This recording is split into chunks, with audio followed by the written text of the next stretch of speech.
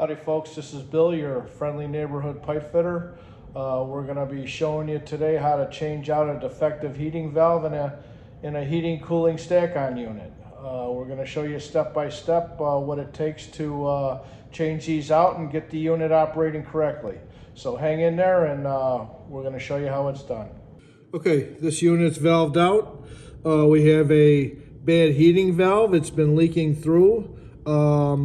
We're going to want to unsweat that out of there and put a new valve in there. But before we do, we're going to make it easy and we're going to cut a union. And right here, we got a compression union. And we got a little straight piece of pipe here. We'll want to position that union right in there so it's easy for us to change that valve. So if we cut the tubing here, in one spot, we can, it's soft tubing, we can move it back and forth, and we'll incorporate this union in here, and then we'll be able to pop that valve out, put the new one in, and then tighten up the union, and we should be in good shape. But before we cut it, I wanted to show you this little imp cutter made by Milwaukee. It's a 1/2-inch cutter, but it's a 5/8 OD cutter.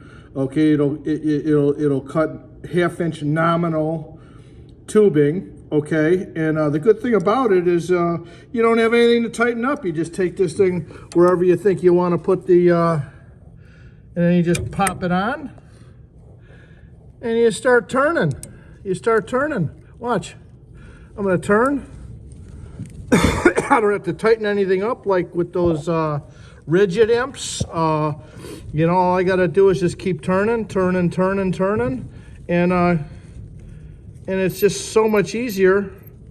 It's spring loaded and it cuts right through the tubing. Look at that. Look at that.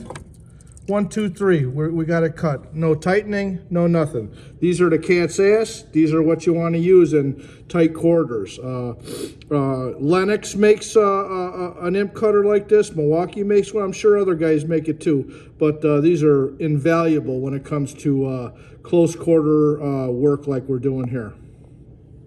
Good morning, Chicago. This is Bill, your friendly neighborhood pipe fitter. We're going to be working on this stack-on unit today. What's happening is the heating valves are leaking through when we're trying to cool, and we can't have that. We got to have positive shutoff on the heating valve in the cooling season. So what we're going to do is we're going to open up the unit, we're going to go inside, and we're going to take that old control valve out and replace it with a new one, and we're going to check the actuator and make sure the actuator is functioning properly, and if that needs changing out, we'll change that out too. So hang in there and we'll show you how it's done. Okay, a little bit about this unit before we open it up. This unit is run on 120 volts. The actuators on the valves are 120 volts. The fan motor is 120 volts. And the unit, basically, the air goes in the bottom and it comes out the top discharge. Okay, inside there's 2 coils, a chilled water coil and a hot water coil. Okay, it's controlled by a 120 volt Honeywell thermostat. Okay, so on this thermostat we have high, medium, and low fans, and we have anywhere from warm to cold, okay, or anywhere in between, okay, and that'll govern where the valve position is, okay, but it's not gonna control the space automatically. It's manual. Okay, so this is something I really like about these units is you don't have a bunch of bells and whistles on it. And this thing, troubleshooting it is a breeze. But these units work really well if they're functioning properly. So what we're gonna do is we're gonna go ahead and we're gonna take these 2 screws and turn them down, quarter turn them, and take that panel off the wall, and then we're gonna show you what the inside looks like. Okay, this is the unit with the cover off. We got the 2 heating valves right here, and we got the 2 chill water valves right here. Each go to their own individual coil. Okay, now, you can see the engineer has shut that valve to stop the flow through the heating coil because this valve right here, this control valve here on the heating side has been leaking through. So when the thermostat is set for full cooling, we need 100% shutoff on that valve. We cannot have it leaking through. Otherwise, it plays havoc with the cooling. So what we're gonna do is we're gonna shut the other valve there, and we're gonna break that union apart, okay? And then we're gonna go ahead and we're gonna heat that side of the right side of that control valve there until we boil all the water out of there. Then we're gonna go ahead and it's gonna loosen that solder joint up there, and I'm gonna reach inside there with my glove, and I'm gonna pull that piece right off of there and take it to the bench and put a new control valve on it. Okay, you can see that we disconnected the union, and now we're gonna heat this side of the valve here. We're gonna heat that real good. We're gonna boil any water out of there. We're gonna boil that water out of there. The water's gonna come sitting out of that pipe. See it? It's starting to come out right now. We're gonna keep the heat on there till we get all that water out of there. And then back there, that solder's gonna loosen up. And then I'll be able to reach inside there and pull that piece off and take it to the bench. So we're just gonna boil the rest of that water out of there. And we're gonna heat that joint up and yank that baby out of there. Okay, you can see we got the piece out of the unit. Came out fairly easily. All we have to do now is unsweat that valve and clean it up and put this new valve on there in the same position that this valve's in. So what you gotta know here though is that the valve is on the supply side. So we're coming out of the isolation valve through this whoop-de-doo here, and then through the valve and to the coil. So we got to make sure that the valve arrow is pointing in the right direction. Otherwise, the valve will thump and clunk and make a bunch of noise. So we don't want that. So we're gonna go ahead and make sure we get the valve on in the right way, the flow arrow right, so that we don't have any problems later on. Because I've had to come back on a couple that some other guys did, and they put them in backwards, and the valve, clunked and made a bunch of noise and didn't work very good. So we're gonna go ahead and unsweat this valve off of there. We're gonna clean it up, put this new valve on, and then we're gonna reinstall it in the unit and solder it in. Okay, before we unsweat that valve off of there, we're gonna make sure that we protect the floor here. Remember, an ounce of prevention is worth a pound of cure. If that solder were to drop down and hit that carpet, it's gonna fuse right to the carpet and ruin the carpet.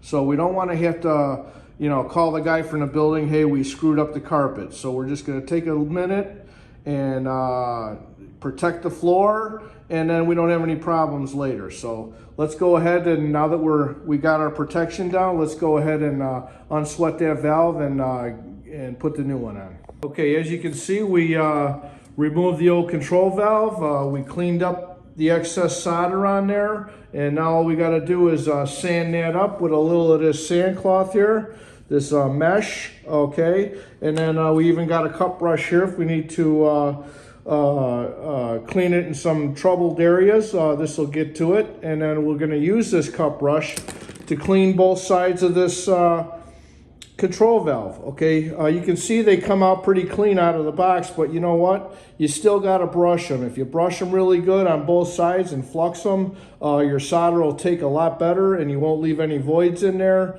and we don't want any trouble. We want it to go nice and easy and smooth. We don't want to be unsweating stuff because we didn't, because we ignored one step of the process. So let's just go ahead and clean both ends of this. We'll clean that up, we'll flux it up, and we'll solder it on there. Okay, we're just going to be using this no corrode soldering flux, and we're just going to flux the piece here, and we're going to flux the one right side of the valve there, and we're going to slide the valve on there and solder it on. Okay, you can see we got the valve soldered on the piece, and we got it installed in the unit, ready to solder that right side there of the valve.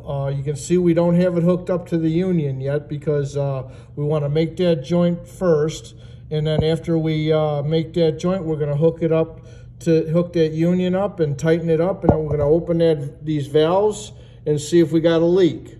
And if we don't have a leak, we can continue on to installing the actuator.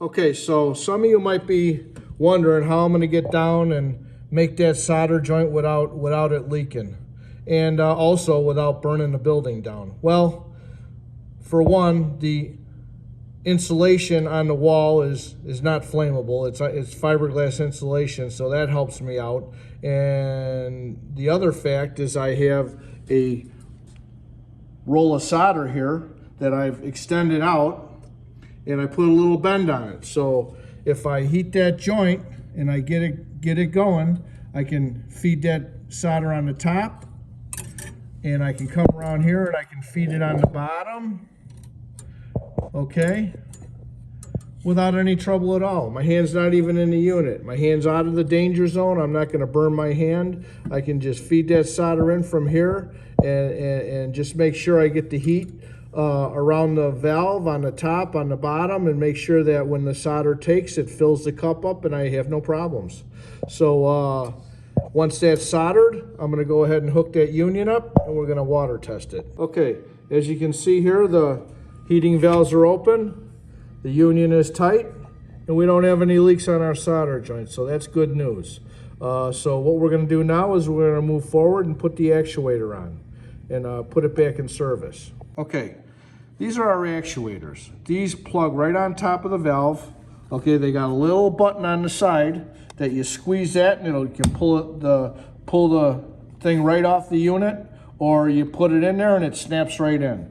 Okay, that little paddle right there, when it's sticking out, the valve is totally closed, and when it sucks in, the valve is open, or it could be somewhere in between. Okay, so remember, these are normally closed actuators, and depending on the signal coming from the thermostat here, which is a manual thermostat, it doesn't control anything automatically. Okay, wherever I set this lever, whether it's full cool or full heat or somewhere in between, the valve actuators are going to react to that and adjust the water temperature to get the discharge temperature kind of where we want it. We're you know, like I say, it's kind of trial and error. There's no thermostat to look at where the temperature's on there or anything like that. But I could heat and cool simply by adjusting this lever right there. Okay, and there's a rheostat in there that sends a direct acting signal or a reverse acting signal to the actuator. So we have to have that because they're both normally closed actuators, and you need to reverse the signal for the chill water or the heating water. So remember, when we're in full heat, we want the cooling valve all the way shut, and when we're in full cooling, we want the heating valve all the way shut.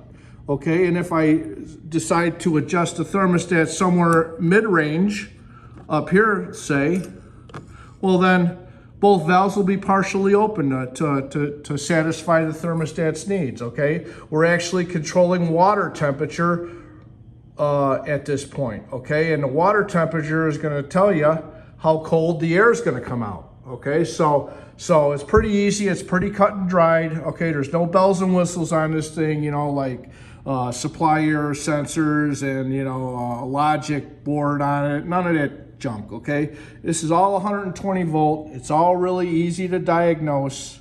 Once you know the unit, it's pretty easy to figure out anything that might be wrong with it. And these actuators are really, they hold up for quite a long time, and they're easy to change out. So what my suggestion is if I ever need to change a actuator out, I'll just cut them and put wire nuts on them. Now, next time you come to the unit, you'll know that thing's been changed out. And so what I usually like to do is I usually like to take the actuator and I go ahead and turn the unit on. Now I'm in, and then I set this in full cooling. Okay, well this valve, as you can see, that paddle starts going in. See the paddle going in, the actuator is working. See how it's getting shorter and shorter and shorter? Well, what's happening is it's opening the valve all the way. You can see inside there that notch is gonna go, see, look at it, it's almost in, all the way in there. Now the valve is all the way open. Okay, so what I'm gonna do now that the valve is all the way open, I'm gonna go ahead and reach inside the unit here, and I'm gonna line that up. I'm gonna line that up right there. You can see that. We're going to put it on there, and then I just put it on there, and it snaps right on there. See that? Now Now the cooling actuator is on there. So now I'm going to take now you can notice here the heating actuator is fully closed. So now what I got to do is go up, push the thermostat to full heat. Now watch that arm will start going inside the actuator. See, it's going in really slow. It just takes a little while. But let's say we, well, guess what? This actuator's not working, okay?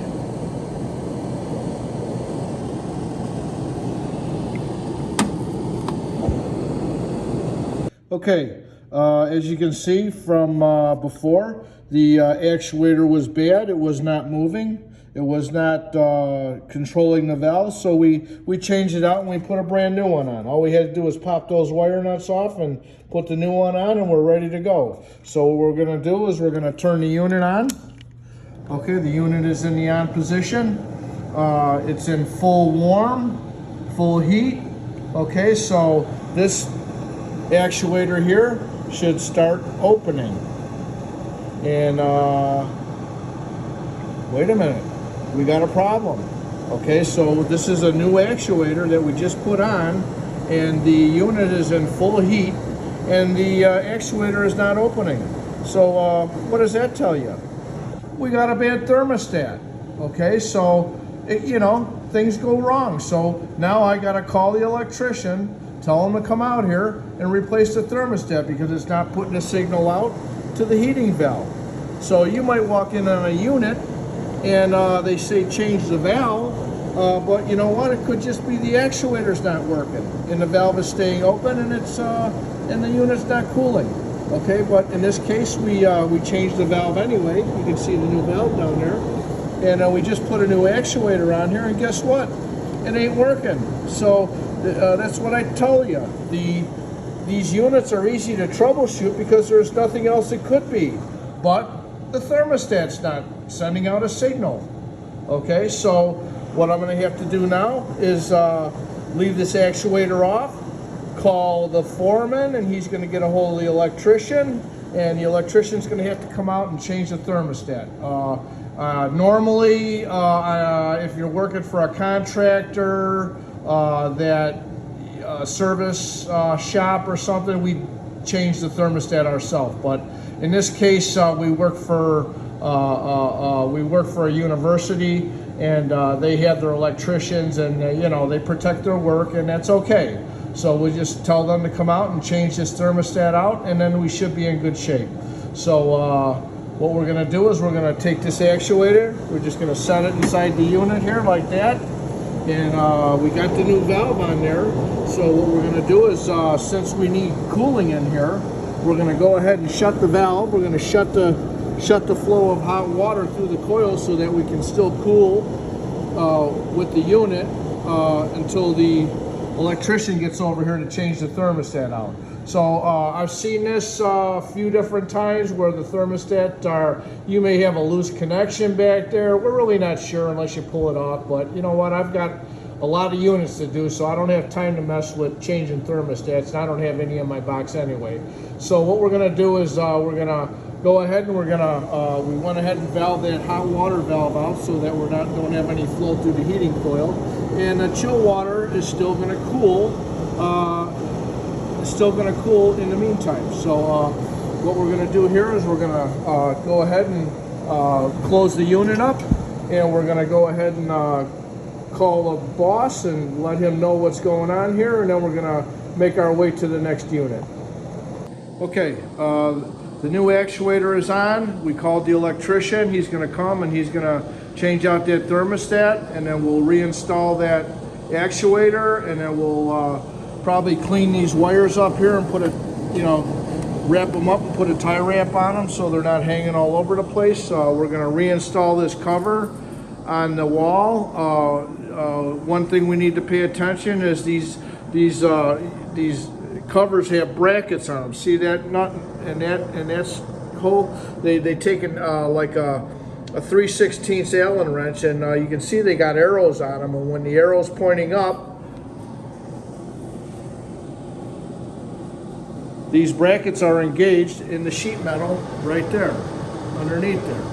See, so what we need to do is make sure that these things are holding the cover to the wall snugly.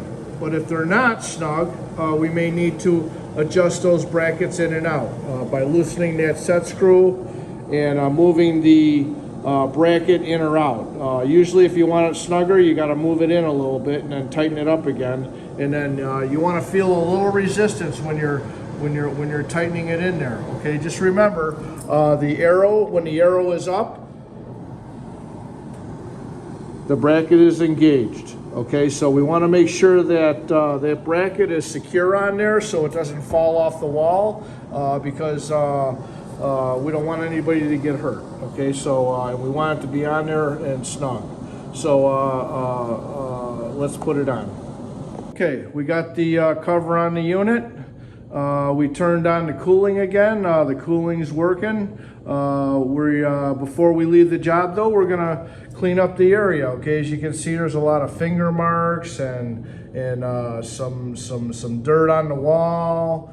We don't want to leave it like that. When we leave the unit, we want it cleaner than when we got there.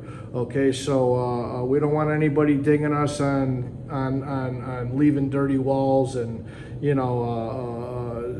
telling us, hey, the painter's got to repaint the wall because the fitter was careless and made a bunch of marks and left a bunch of marks on stuff. So just to eliminate all that baloney, we're just going to go ahead and clean the whole area.